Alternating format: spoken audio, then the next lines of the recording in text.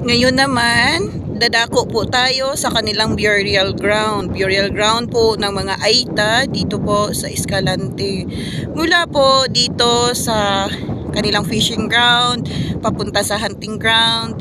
Diyan po sa area na yan, kung kayo po ay taga Escalante at kayo po ay naninirahan sa Washington, pwede po kayo magtanong sa mga nakakatanda po ninyo, sa mga lolo, lula ninyo, mga tiyahin ninyo na nag-iedad po ng 50 years old pataas hanggang kung may mga buhay pa po dyan na 70 years old, pwede po kayong magtanong.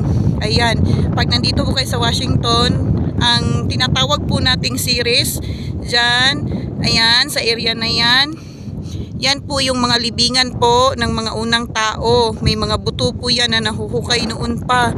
Dyan po inililibing ng mga unang Aitas ang kanilang mga mahal sa buhay na mayapa na po, lalo pa kung may mga matinding karamdaman.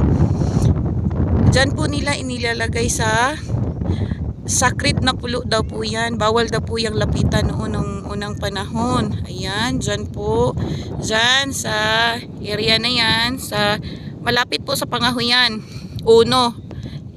Yan, Pangahuyan 2 po yan. Yan po yung burial ground ng mga Aitas po noong unang panahon. Lalo pa taga Washington kayo. Kung taga Washington po kayo, pwede po kayo magtanong sa mga lolo at lola ninyo kung totoo po ba na dyan po nililibing yung mga namayapa po na mga tao. Siguradong may mga matatanda po na alam po ang lugar na yan kung saan po inihihimlay ang mga mahal po nila sa buhay, lalong-lalo po ng mga unang tao na naninirahan po sa isla na ito, ang mga Aita Negritos po.